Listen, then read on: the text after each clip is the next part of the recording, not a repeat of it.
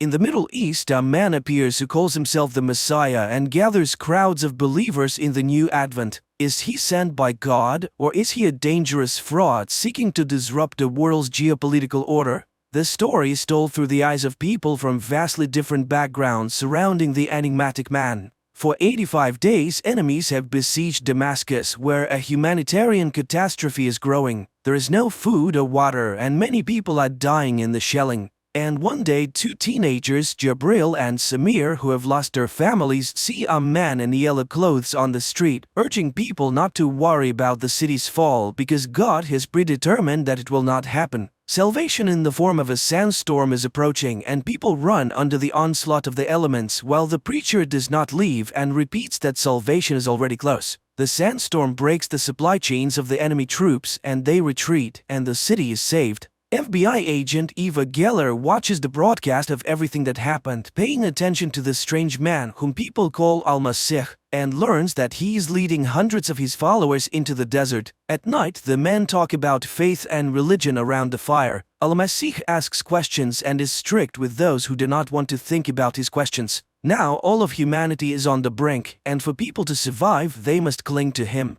After this conversation, the man walks away from the people and stands for a long time looking at the sky, giving the impression that he's talking to God. The teenagers who came with him from Damascus remember how he preached while they hid in the basement, and suddenly Al-Masih calls one of them, Jabril, and tells him that each soul has its own star. He saw light in the boy, and soon Allah will lay a mission on him. Meanwhile, Eva is trying to find out which officers know something about the new Messiah and begins gathering information. Soon she learns that after walking 65 kilometers through the sands, the people reached the borders of Israel and stopped at the fence. Half of the followers believe that Al-Masih has led them to flight, but he orders them to gather all their weapons and bury them. He himself passes through the barbed wire fence, where he is arrested by Israel's border service. An agent from Israel's internal security agency, Aviram Dahan, is called in to interrogate him. However, the detained man refuses to reveal his real name, calling himself a messenger, and impresses the agent by calling him by name and revealing unexpected details from the agent's life that no one except the agent himself could know. Aviram is particularly touched by the incident with the boy that the Messiah reminds him of. Dahan completes the interrogation and leaves the room, destroying the video recording of the interrogation. He then goes to his partner to find out if he has told anyone about what happened in the desert, but his partner remains silent about it. As Aviram gets into his car, he suddenly sees a man with a bag over his head on the back seat, but realizes that it is a flashback to a tragedy from long ago. Early in the morning, the agent returns to work and is surprised to discover that Al-Masih has escaped from custody. Meanwhile, in the small American town of Dili, local preacher Felix Aguero greets his congregation, while the FBI decides to assist Israeli authorities in finding Al-Masih and discovering who he really is. This is why Eva Geller flies to Israel, and her insistence, Aviram is summoned to the office, but he cannot explain why he deleted the video recording. He behaves provocatively, not understanding why he should be accountable to the American woman.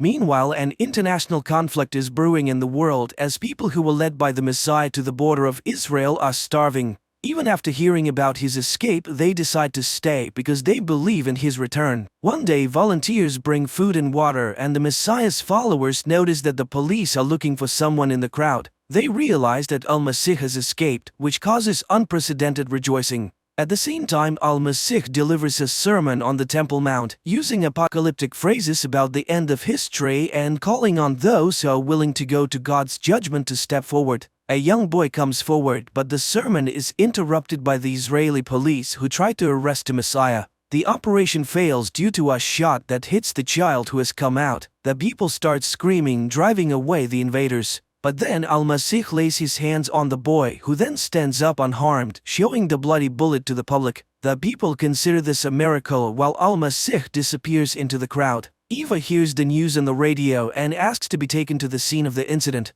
Meanwhile, Muslims also discuss the Messiah's sermon and are quite unhappy with his interpretation of Allah's teachings. The people in the camp cannot understand why their newly found Jesus has abandoned them. and Eva notices the surveillance, and her pursuer turns out to be Aviram, who wants to know why she's meddling in something that's not her business. But Eva is not going to back down. She studies the recordings from the CCTV cameras and notices the strange disappearance of the Messiah. And it's still unclear who fired the shot. She tries to find the injured boy while in Jerusalem the electricity is shut off to quell the unrest. The agents arrive at the boy's address, but it turns out that his family has left, scared of the crowd's interest. Reports of the incident on the Temple Mount are being shown around the world, and one of them is seen by Father Felix while his daughter Rebecca dreams of running away from home. Meanwhile, Jabril sees a flickering light at the fence and goes there, while Eva finds Al-Masih in a photo from Jordan. Palestinian girls bring food for the hungry and promise to help people.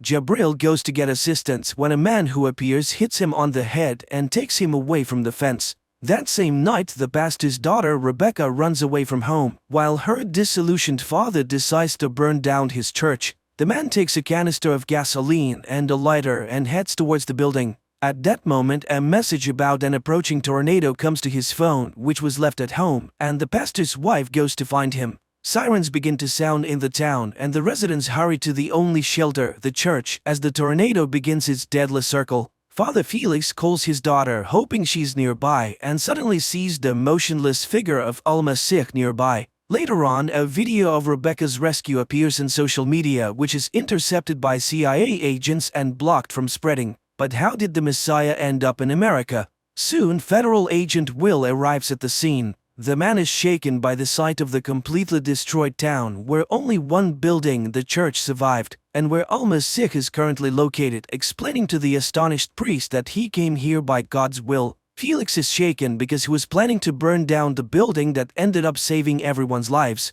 At that moment, Agent Will enters and arrests the Messiah. The priest swears to get Al-Masih out of jail while Aviram interrogates Jabril in the hopes of finding out the Messiah's whereabouts. But the boy does not know. The agent wants to understand why people follow the men unknown to anyone and promises to prove that there is no God. Meanwhile, Felix turns to a lawyer from the American Civil Liberties Union for help because everything that happened was not a mere coincidence. And Eva arrives in Texas to question Al-Masih, but his lawyer manages to obtain a ban on the meeting. The situation worsens when one of the videos about what happened in the town circumvents their social media block and reaches the mass media. Al-Masih's lawyer tells him that while the charge of illegal entry into the United States is likely to be upheld in court, she can get him out of the federal immigration detention center where he's being held. When the lawyer leaves the detention center, Agent Will informs Eva of this and she rushes to see him. However, during their conversation, Al-Masih turns the situation around in his favor again by showing that he knows her name and sympathizes with her losses, as her mother and husband have passed away.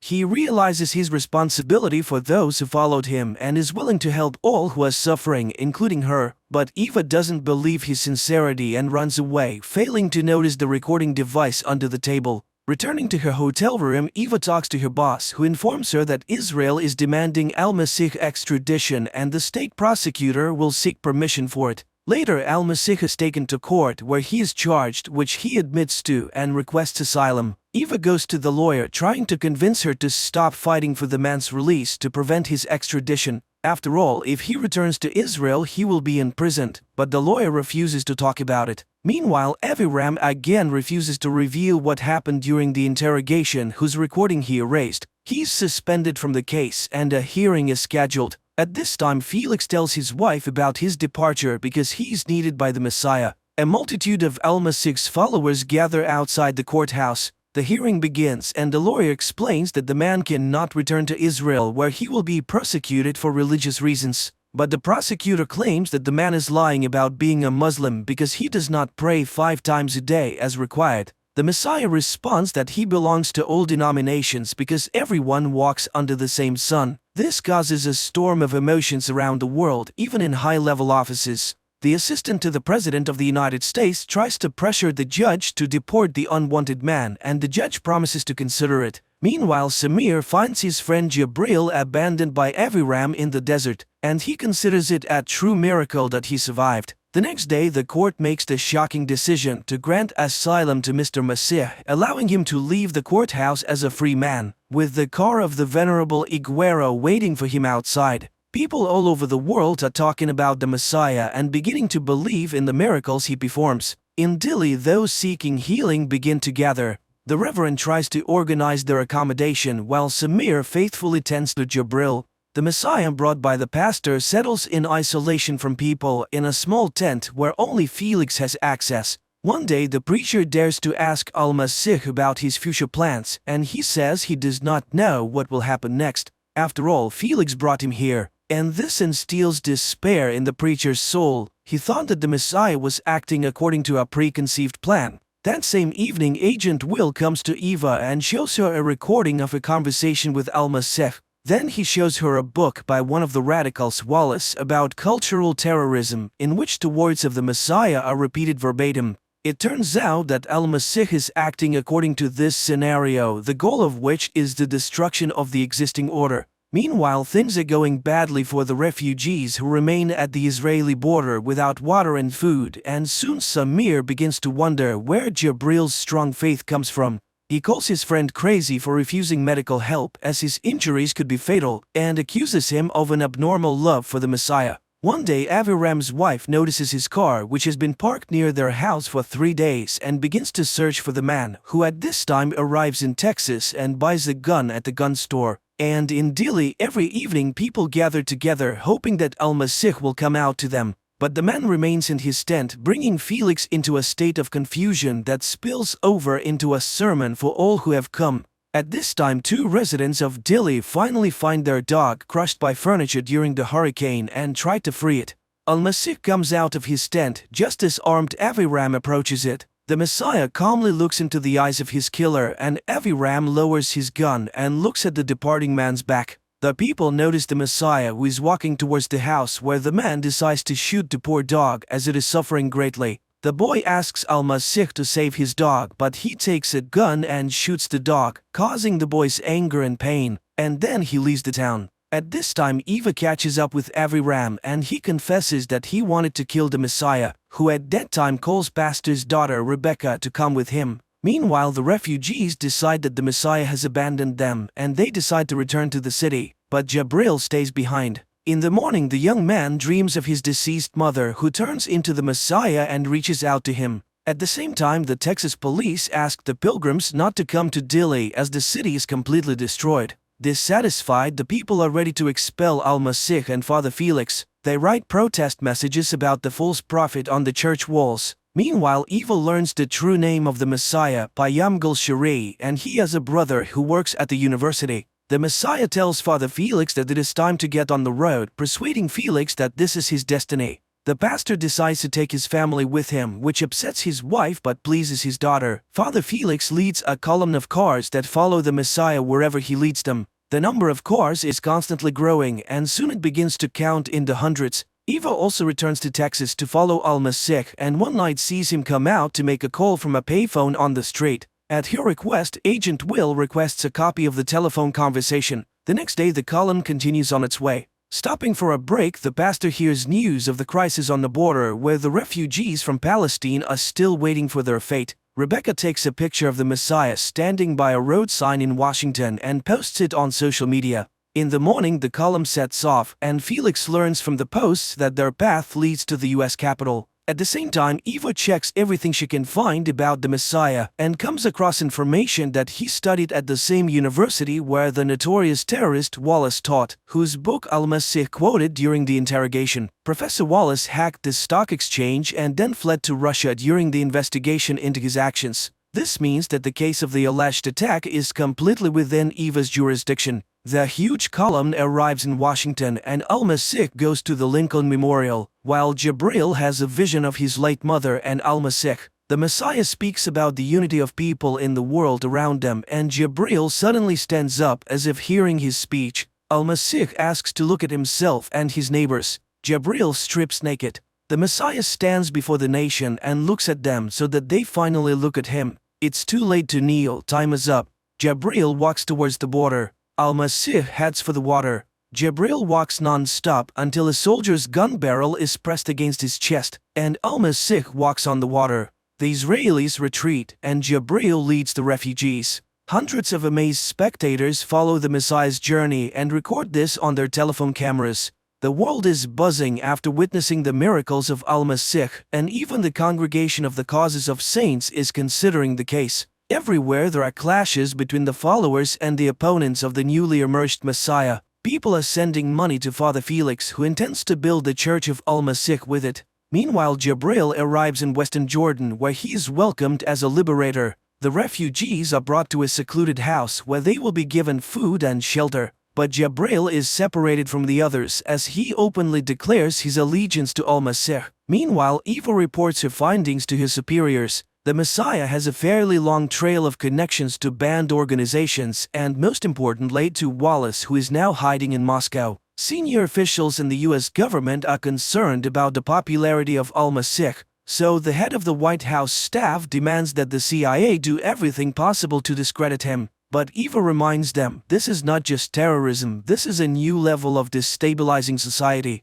Meanwhile, the society is discussing the Messiah with ever-increasing fervor. People are divided into those who unquestionably believe in him and those who consider him a false prophet. Felix preaches on behalf of Al-Masih and reminds people of the importance of faith. The Lord has chosen them specifically, and it is important to understand why. At this time, a woman with a terminally ill child sneaks into the hotel of the Messiah, and the man agrees to take the girl, but only alone. However, his room is under 24-hour surveillance. Meanwhile, the young refugees begin to learn different sciences, among which religion is at the forefront. Sheikh personally comes to Jabril to understand the depth of his faith, and the young man confidently answers that he unquestionably believes in the Messiah. Meanwhile, Eva discusses the Messiah's water-walking feat with Aviram. After all, Jesus did the same thing. He performed tricks and attracted supporters. The man is impressed. She speaks like a true Jew.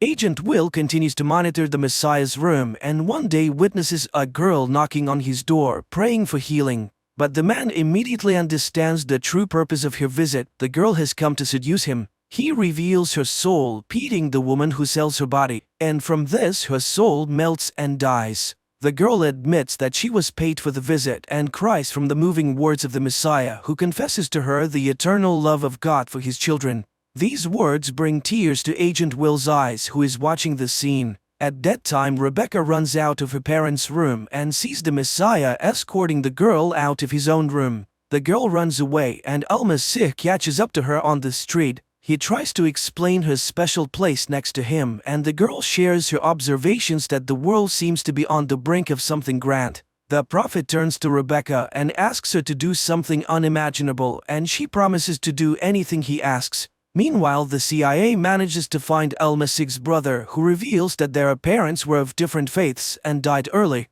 The boys were raised by their uncle, a professional illusionist, and Al-Masih always loved being the center of attention. The uncle was a tough man, but he taught the boys everything he knew: English, literacy, and most importantly, how to perform tricks. And at that moment, someone puts a dark bag over Al-Masih's head as he enters his room. The man finds himself in the office of the President of the United States, standing before the head of state and demanding the withdrawal of all US troops from around the world using the president's sincere faith. The politician is shocked. It's simply impossible, since the American troops are used precisely as peacekeepers, and if they are not present, there will be chaos in the countries under their control. However, the Messiah lists the names of countries and cities where Americans have been waging wars. He offers the president the chance to go down in history as a true peacemaker saving the world. And he says that the history has ended and the world will soon start anew. Meanwhile, Eva learns that a few years ago, Al-Masih was placed in a psychiatric clinic and goes to the college where the men studied. But the director can't remember anything particularly noteworthy except for his thesis. Eva goes to the archives, but the thesis is not there. In Jordan, the Sheikh shows Jabril an article in a newspaper about the miracles of Al-Masih and asks him to give a speech at the upcoming celebration. The boy must become the leader of the new generation in the struggle for Palestinian independence. The next day, Al-Masih announces to the media about his meeting with the president, and this infuriates Felix, who believes that he should have been informed about it. The president also faces similar attacks. He is heavily guarded against this freak, but he himself goes to the meeting. However, the man interrupts all conversations. He must first think about the people. Angered, Felix expresses his grievance to Al-Masih, and the letter suggests that he kneel before him if he truly believes that he is the Messiah. The preacher thinks it over as the Messiah leaves the room. On the other hand, Agent Will begins to unquestionably believe in Al-Masih and quits his job. Meanwhile, Eva receives the call logs she requested. That same evening, Aviram asks Al-Masih about his family and mocks him, offering to walk on water again. But the man only smiles in response and asks a counter question. Why isn't Aviram leaving? The agent can't answer. The president talks to Al-Masih again and he informs him that there is no more time to think. At that moment, water begins to flood the president's feet. Upon waking up, the man learns about an unprecedented flood destroying the U.S. coastline. Later, the daughter of the Reverend Iguero tells him that Al-Masih came to Texas for her, not for her father. Meanwhile, in Jerusalem, a guard confesses that he was the one who freed the Messiah from prison, not Aviram Dahan. That same night, the girl hired by the president's assistant to compromise Al-Masih returns all the money she received for it. She doesn't care whether he's real or not. What matters to her is that he's a very good person. Meanwhile, the president flies over the affected areas and, in addition to providing material assistance, urges people to pray and hope for the help of the Lord. At the same time, the pastor's wife asks Al-Masih why he chose their family. He says that faith can be found everywhere, and he wants the same thing that the Lord wants, the flood. Meanwhile, in Jordan, the Sheikh is teaching Jabril about the speeches and Palestine's independence. It's very difficult for the illiterate boy to remember unfamiliar words, but the Sheikh is insistent. His friends are also being heavily influenced at this time, with religious ideas being drilled into their heads. Meanwhile, Reverend Felix asks a famous showman to include Al-Masih in his program. After all, it's a chance to speak to the multimillion audience. Eva checks all the numbers on the list and finds one that Al-Masih calls frequently and talks to the caller for quite some time. Meanwhile, the President of the United States is informed of the buildup of Russian troops on the border with Latvia and is demanded to make a tough decision. On that day, Eva finds Al-Masih to tell him that she knows about his diagnosis, Messiah complex, given to him in the psychiatric clinic, and about his uncle, the magician. She thinks someone is using him and promises to find and arrest the puppeteer. And he confirms that he knows Wallace, who is still his friend despite being accused of terrorism. After that, Felix tells Al-Masih about the invitation to television and he agrees, but only if the Reverend brings his daughter with him. In the evening, Eva talks to her father and is amazed to learn that her own father believes that Al-Masih is the Messiah of the end of times. Meanwhile, it turns out that the complex in the Badia is a terrorist training camp and Samira is being prepared for the role of a suicide bomber. Meanwhile, Eva decides to act on her own and dials the number that Al-Masih constantly calls. She hears Wallace's voice in response, so her theories about Al-Masih's connection to the terrorist are confirmed. But during the conversation, the man refutes all her conclusions. It's a pity, but she doesn't understand what's going on. And of the two of them, he is not the most dangerous one. The woman flips through his book again, reads the dedication on the title page and has an epiphany. Meanwhile, the president requests an analysis of full withdrawal of American troops from Eastern Europe. Eva goes to her boss. Wallace's book is the work of Al-Masih, so it's actually the opposite. The recognized terrorist is a disciple of the Messiah. In the meantime is the day of the television appearance. Al-Masih and Rebecca prepare for their performance. At the mosque, many believers come to listen to Jabril's first speech. The boy is very nervous, but the sheikh is nearby and guides him. The show host warms up the audience before the Messiah's appearance on stage, while Samira is also being taken to the mosque. But just before going on stage, the Messiah leaves the studio and gets into a car, while Samira puts on the suicide bomber belt. The audience demands the Messiah's appearance and Rebecca takes the stage.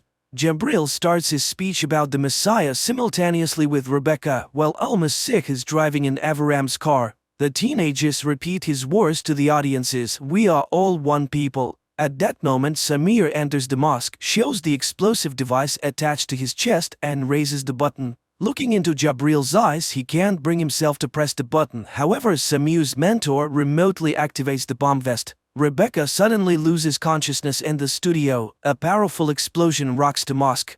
The action moves back several years when Aviram and his partner kidnapped, interrogated and killed an underage son of one of those who had organized an explosion in which Aviram's mother died. But it turned out that the boy was not the man's son at all, and it is still haunting the agent.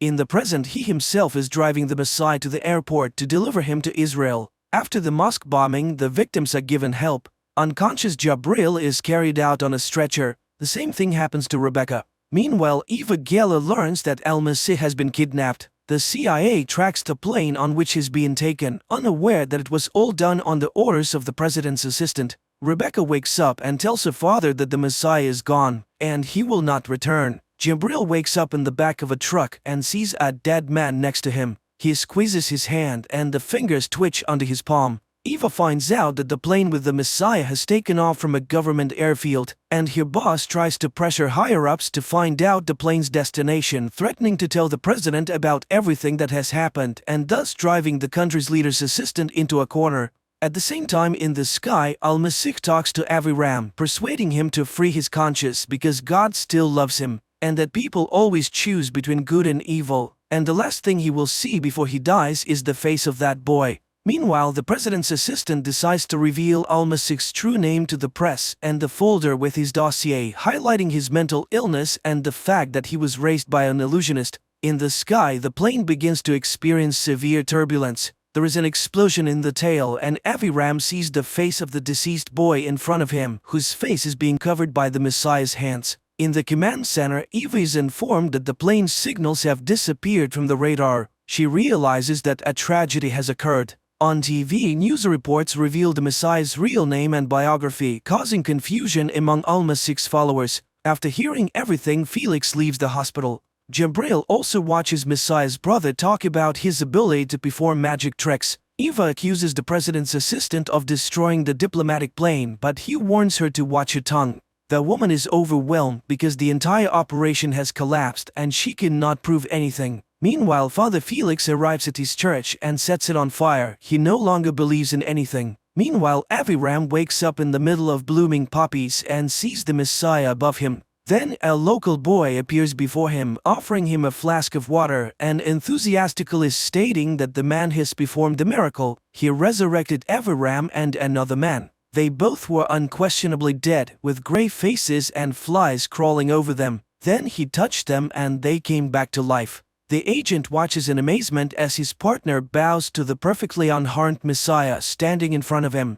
The film is a story about the coming of the Messiah, the prophet, in the modern world. It is an interesting and easy-to-understand film with deep thoughts expressed by Al-Masih in conversations with completely different people, ranging from an illiterate boy to the President of the United States. On the one hand, it is a weird combination, but on the other hand, it is quite understandable as the Messiah claims that we all walk under one sun.